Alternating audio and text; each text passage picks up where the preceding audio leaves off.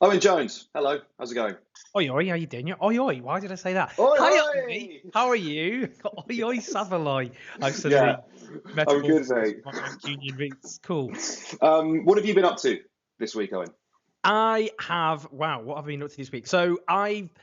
I'm working on this big video project at the moment. So trying to get that off the ground is quite hard and complicated. But I'm trying to do that in the midst of the light version of the apocalypse and the Labour Party collapsing into internal meltdown. But yes, so trying to come up with a hopeful project as everything burns. A little bit of same old, same old. I imagine you're probably quite used to that feeling. It's Um, extremely 2020. It's on brand, I would say. yes, yes. I would also say it was something that was extremely 2020 was your appearance on Politics Live earlier this Oh week, yeah, where you, forgot about that. Yeah, yeah. you know what I though? mean, go on, Honestly, go on, go on, go on. honestly, what on earth? So I didn't. These things. It's not like a planned thing when this happens at all. But Fraser Nelson, who's the editor of the Spectator, and this makes this worse. So over the years, I've repeatedly challenged him on Twitter and Andrew Neil on the now deceased This Week show about the fact that the Spectator publishes gratuitous racism and defences support for Greek neo-Nazis. So Fraser Nelson knew all this because I've already challenged him on Twitter and on on his proper boss on television. And you know, you can just Google the articles; they're there for everyone to see. I challenged him, and he just denied it on national television. He said, "No, no, haven't published that." Unbelievable behaviour. But it is important because I mean, I think the problem is, and I know this annoys a lot of my colleagues in the industry, but there is this kind of omerta in the media, which is in the name of journalistic solidarity, you're not supposed to criticize other elements of the industry in which you work.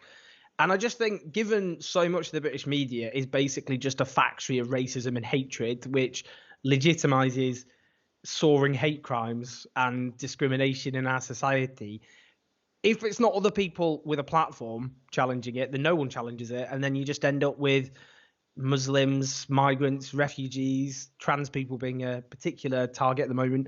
They're just relentlessly targeted by the media. No one speaks out. So that's why I did it. And I'll keep doing it, even though it winds everyone up. So do you think? I mean, he's obviously he's an intelligent man, Fraser Nelson. He's familiar. He edits the magazine. He knows what goes in it. So do you think his denial or disagreement with you? Do you think that's on a matter of semantics? Do you think they disagree that Golden Dawn can be described as neo-Nazis? Do you think he thinks the piece wasn't a defense of them? It was more an analysis of different trends or political sentiment, and that you're disagreeing on the interpretation of the piece? Like, because I don't think he's just saying. Surely he's not saying we didn't publish that story, because it's plain to see he's on the record defending the column. So like he knows it exists, right?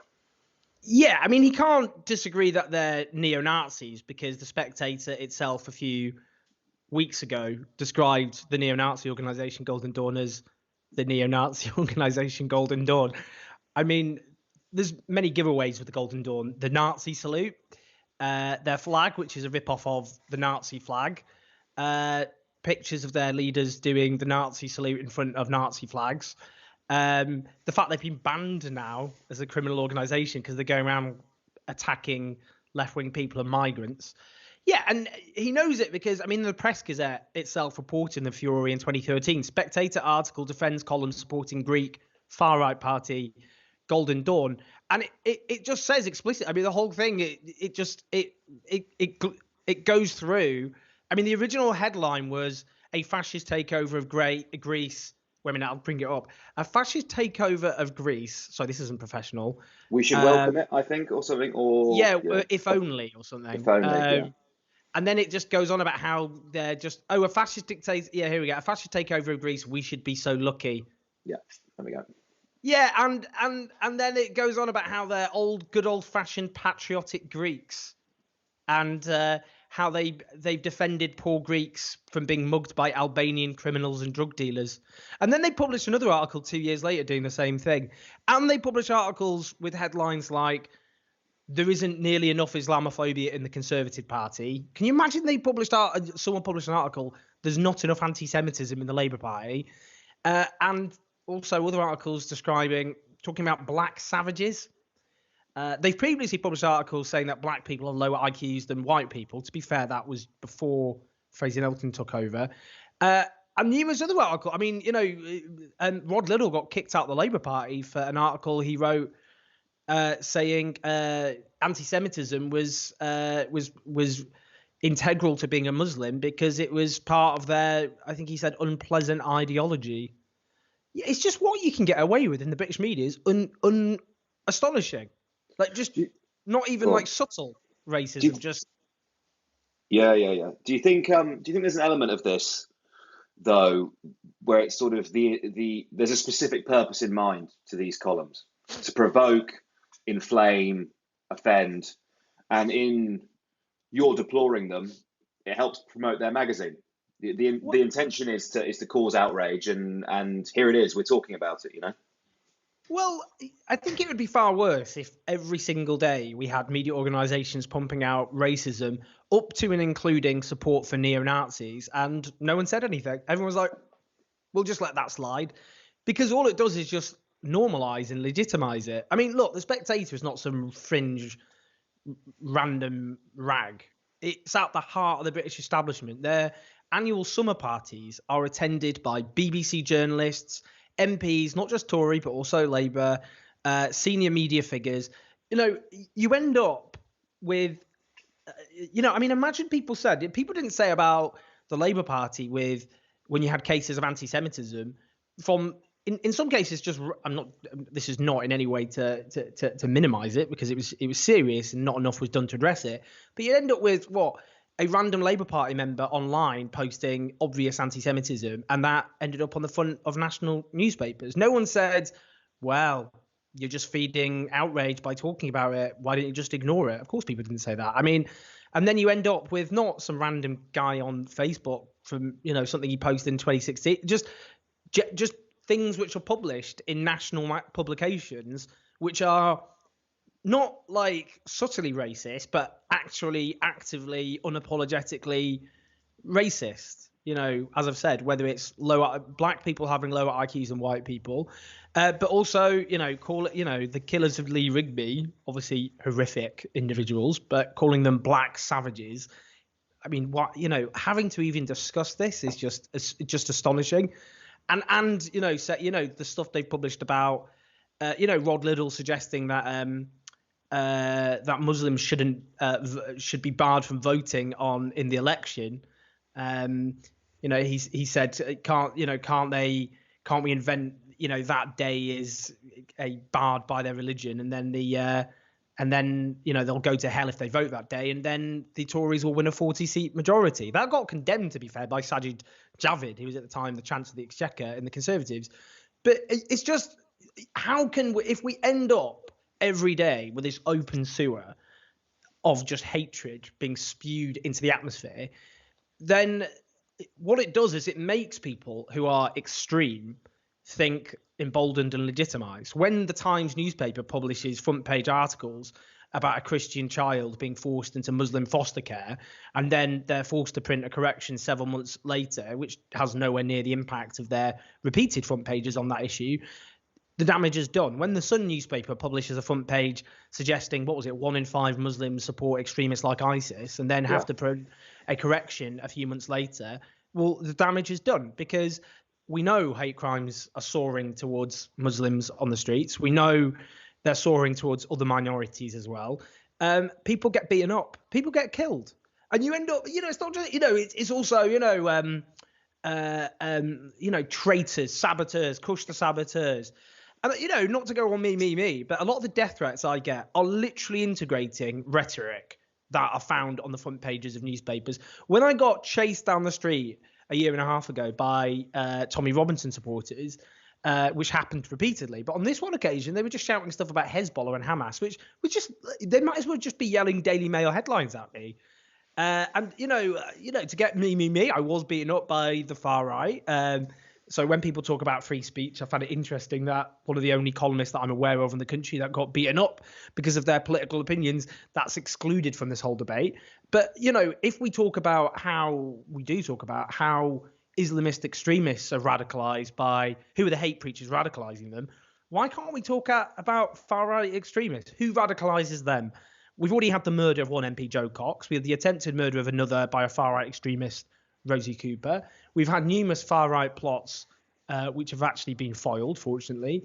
We have, as I've said, this rising, the statistics show hugely rising increases in hate crimes. Are we never, ever going to go, oh, why is this happening? Like, it's just something that happens in a vacuum in the abstract? Because no one says that about Islamist extremism. Then everyone wants to go, where are the mosques? Who are the preachers? Where's the ideology coming from? But we're not prepared to talk about what radicalizes racists and far-right extremists in this country, because it would mean looking at the very heart of the British media, and people aren't prepared to do that. There's a double standard, isn't there, that runs, specifically through print journalism in the UK, that, they're everywhere. It's easy to point them out. I'm interested, though, I think, where the line is on these things for you, if there's a line, because I think, so let's take, for example, that Rod Liddle column that you referenced. I think that the piece you're talking about, if it's the same one, he also makes a case. I think he also says that students shouldn't be able to vote. I think he would say that the column was written in jest, like he's trying to entertain, right? And I wonder for you where the line is. If someone takes a position that panders to racism or minimizes the legitimate grievance of minorities or thinks that it's funny, what's acceptable, what's unacceptable in your eyes? Well, I'm not talking about banning it, by the way. No, this is the other thing. I find it. I'm not accusing you of this, but you always get this, that when a magazine uses their right to freedom of speech to just say terrible things about minorities which lack a voice in the British media. There are very few prominent Muslim journalists in this country. If anyone pushes back, it's like, that's an attack on their freedom of speech. Like, well, I'm not allowed to use my freedom of speech to push back on what they said. I'm not talking about introducing there are laws on hate speech which exist in this country, which I do support, because the right to freedom of speech does not mean the right to incite hatred and violence against minorities. But no, I don't support prosecuting Rod Liddle or anything for doing that. I do think that people, if they use their platform, if they use their megaphone to shout, to spread bile and hatred, then other people have the right to use their megaphones to try and shout back. But the point about, it's just a joke. It's the Stuart Lee sketch about Jeremy Clarkson. It's just a joke. It's just a joke. And it's interesting because, I always find, people on the right, always talk about people on the left being easily offended. And yet, as soon as people started using the word gammon, it was like the worst hate crime of the 21st century had been committed against middle-aged white golfers. Yeah, I think if people are gonna, the point about that Rod Liddle article, I'm sure he thinks he's hilarious, and lots of saloon bar racists also think he's hilarious over their, warm beer in the home counties as they rant against Muslims and the communist BBC. But I think, when he says, it wasn't just Muslims, if he says it wasn't just Muslims, as I was saying, shouldn't vote, it's also students. Well, students have a hard time in this country, and they are having a hard time, but they're not an oppressed minority by virtue of being a student. Muslims are fair game in this country. They are relentlessly vilified in the media. Study after study has shown overwhelmingly negative coverage about Muslims. And the polling shows that popular attitudes towards Muslims are catastrophic, actually. They're very bad. And as a consequence, Muslims are attacked in the streets and discriminated against. And, no one would say, if he said, if someone had said about the Labour Party, had made a joke about barring Jews from voting and say, let's invent a religious thing which means they go to hell and then we'll get a Labour majority, no one would go, well, it's just a joke. Come on. Why are you getting so wound up, little snowflake? They would go, oh my good God.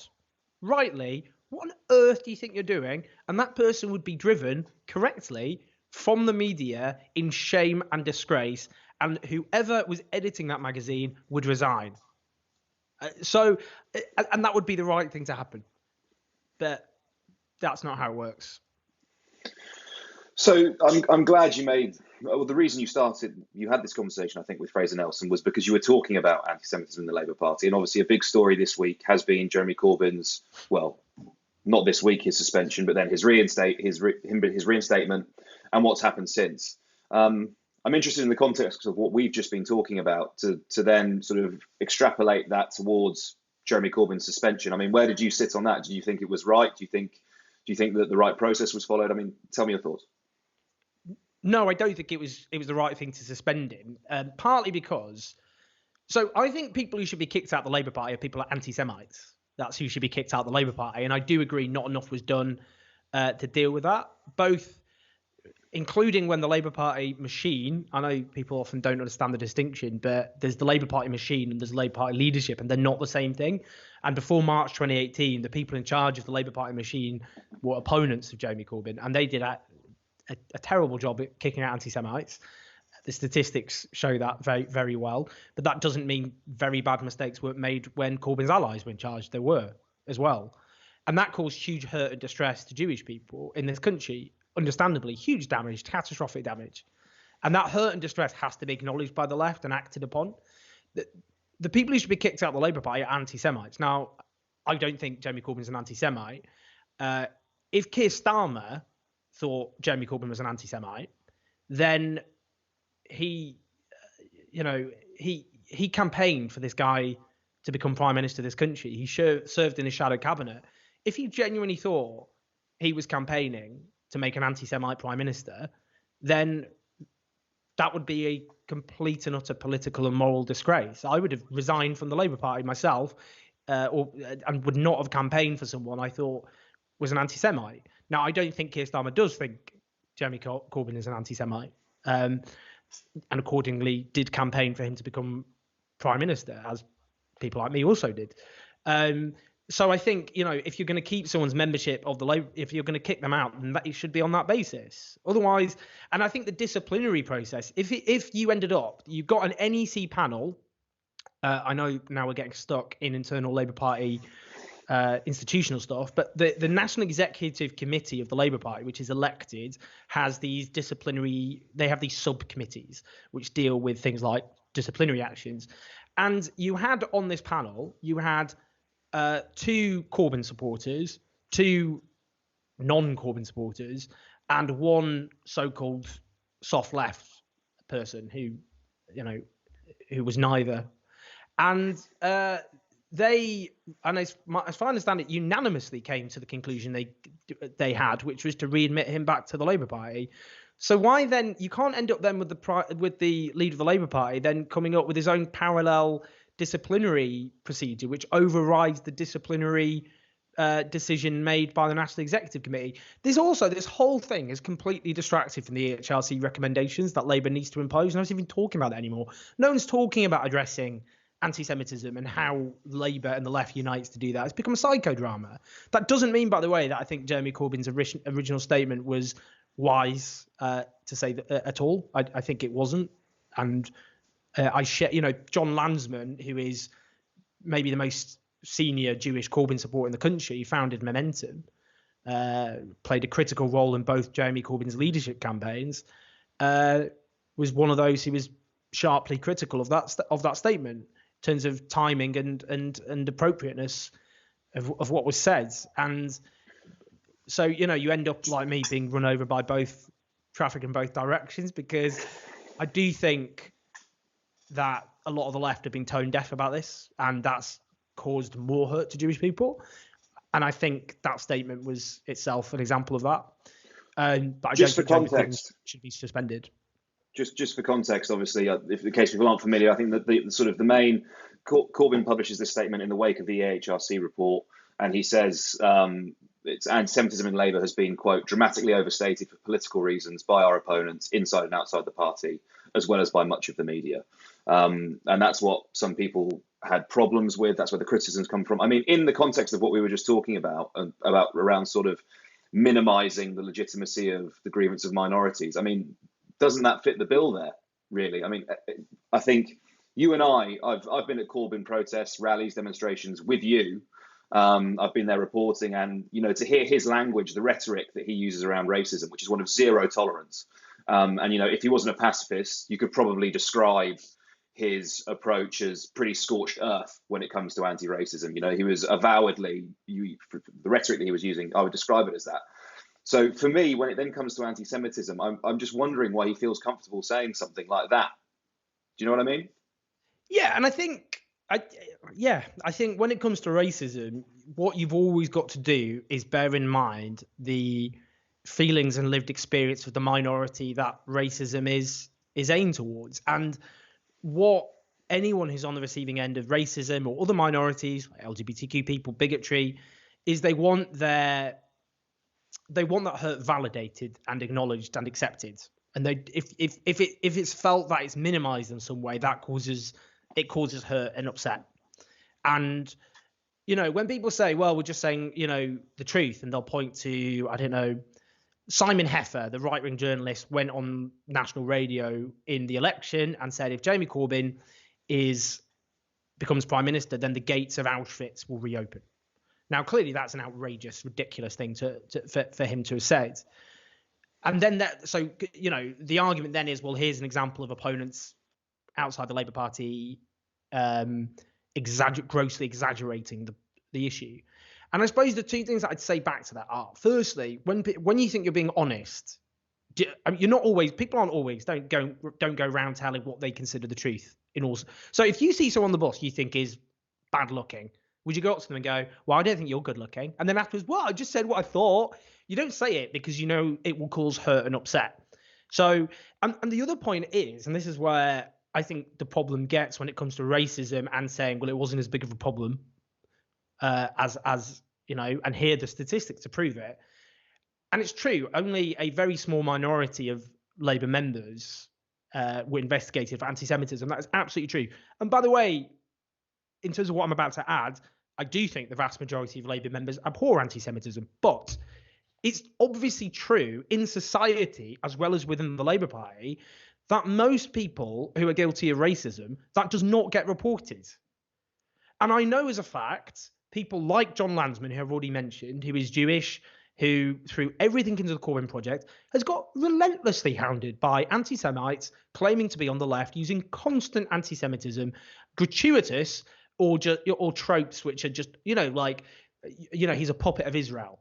Or he's I get sometimes when I speak out on anti-Semitism, people go, oh, the puppet of John Landsman speaks. It's like, what does John, this whole idea of the Jewish puppet master who's controlling nefarious political actors. It's like, John Landsman isn't telling me to speak out about anti-Semitism. I'm doing it on my own accord because it's the right thing to do. So, there is a problem. I've seen it on my own Facebook page.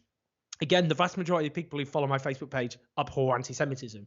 But I'll post about this, and you get people who are clearly people on the left, or see themselves on the left, but they are, who are posting anti-Semitic stuff. And then, I don't have the time, I don't have the time to, what I do is I block them, and I don't have the time to work out, are they Labour members and, and to start a process within the Labour Party. I mean, I don't have the machine to do that. But there is a problem with anti-Semitism on a minority. And there's another problem, a bigger problem, of people in denial about the existence of that minority. So if you end up in a situation where that minority feels validated and emboldened, that's a big problem. So I think it's important. The correct response, in my view, is to to acknowledge the hurt and distress caused to Jewish people by the existence of anti-Semitism, and not to say to them the reason you're upset is because the right-wing media made you upset, because they don't think that. They just think we're upset because anti-Semitism exists and we've seen it and we know it exists. And it doesn't matter that the vast majority of the Labour Party abhor it. You'd expect and hope for that in the Labour Party, but any of this and any mishandling of it is upsetting, because we've had 2,000 years of persecution and have repeatedly, at times when we felt comfortable in the places we lived, have suddenly abruptly been forced to leave time and time again, and within living memory had an attempt to exterminate every single one of us in the European continent. So I think you've got to have emotional intelligence with dealing with it. So I think that's I think that's been a problem in large chunks of the left. I think it has to be dealt with. As I said, most people on the left aren't anti-Semitic. Jeremy Corbyn, sorry, it's my contact going there. Jeremy Corbyn isn't an anti-Semite. That's my own sincerely held view, and I don't think he should be suspended.